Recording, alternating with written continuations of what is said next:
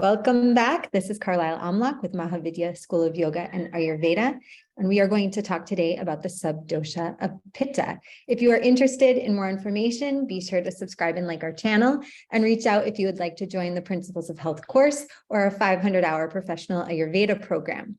The Sub-dosha of Pitta, or that which transforms things, are Pachak Pitta, Alachaka Pitta, Ranjaka Pitta, Brajaka Pitta, and Sadhaka Pitta. And we will be talking about all 5 of the Sub-dosha today. We'll start with Pachaka Pitta, as it is what is involved in the GI tract. It's in the stomach and the small intestine. Pach means to digest, absorb, assimilate. And so Pachaka Pitta includes the hydrochloric acid, digested enzymes, and pepsin.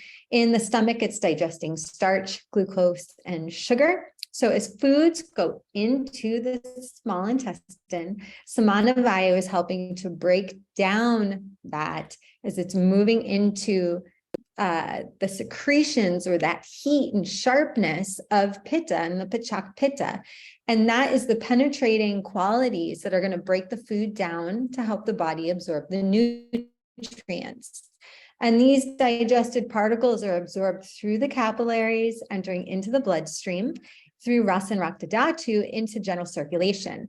And this transformation from food to the essence of food is called Ahara Rasa. So Ahara means food and Rasa means juice. And that Ahara Rasa is what's moving through tissue layer, or the Dhatu in a pecking order to support the body as the whole and build up the tissues as we know them.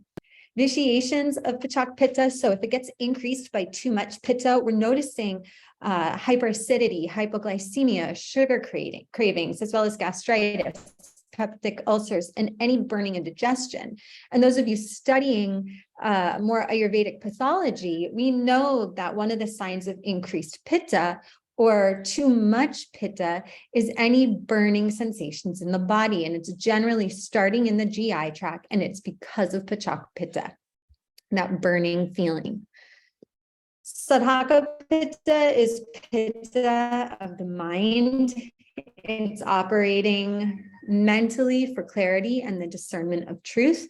It's located in the brain and also in the heart, as the heart is understood to be the seat of consciousness. Sadhaka is what's helping us clarify sensory input. So we intake information through the 5 senses, and this is what's kind of helping that fire or light to be shined on that intake. Acting as the neural tissue, bringing order to information coming in through the nervous system.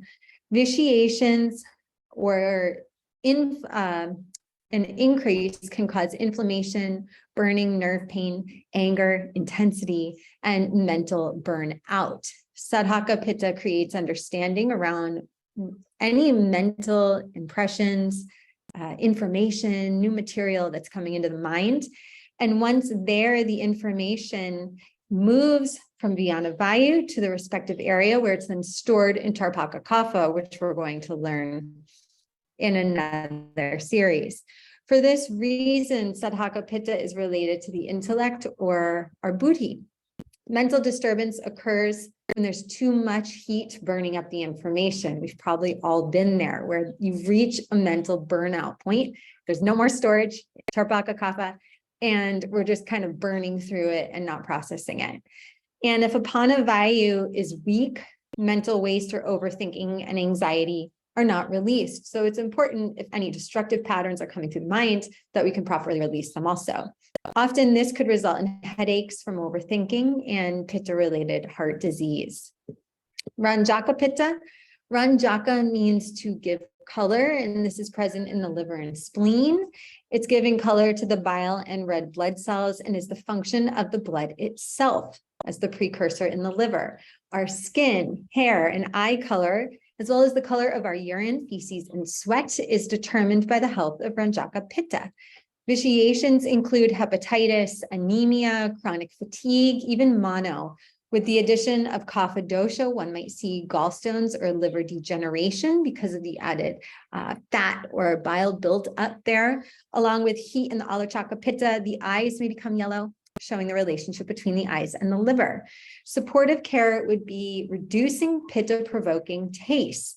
Some of the tastes that aggravate Pitta are sour, pungent, and salty. Along with reducing the intake of fried foods, panchakarma and the Ayurvedic cleansing would be recommended to eliminate excess Pitta, especially if it's overflowing into the organs. That's one place it's moved into a deeper channel in the body, and it's not something people can easily take care of on their own. So if you're experiencing any of those, you may want to reach out to us or your Ayurvedic health practitioner. Alochaka Pitta is the Pitta of the eyes. It's the fire digesting light and visual impressions located in the pupil. It converts impressions into information that can be carried with samana vayu to the brain. So most important function is vision, creating good eyesight, luster, color, and translucence.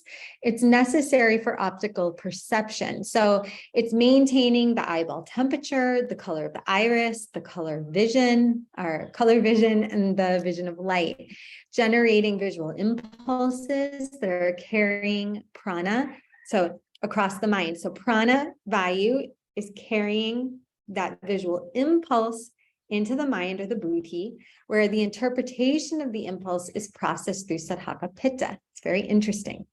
Vitiations show as red eyes, possible eye infections, near or farsightedness, burning sensations in the eyes, and light sensitivity.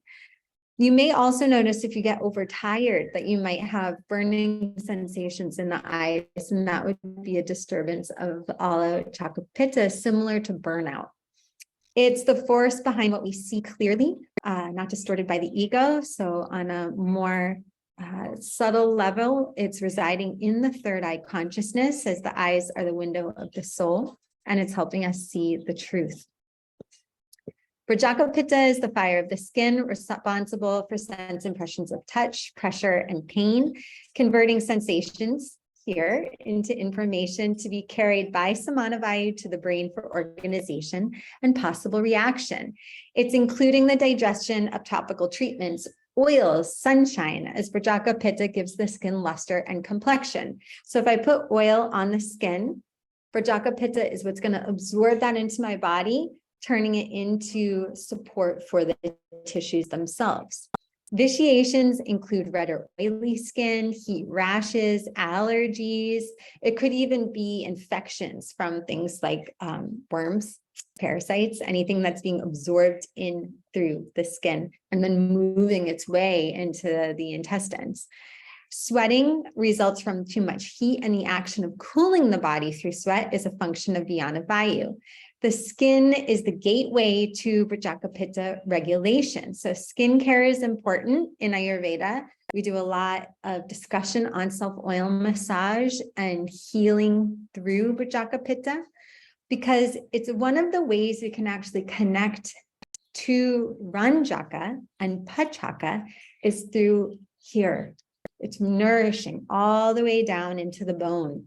And the skin is responsible or is connected to the internal organs. So self-oil massage is a very important part of practice. Sometimes people overlook it because it seems simple, but we do want to make sure we're nourishing our skin. Vrajaka is also connected to the emotions through prana, as the skin breathes the surrounding air. So good quality air is also important for healing this Pitta. We'll be moving on in another presentation to Kapha. Make sure you watch the Vata slides if you're interested. And again, be sure to subscribe and like our channel, share it with your friends, and keep learning and growing with Ayurveda. All right, peace.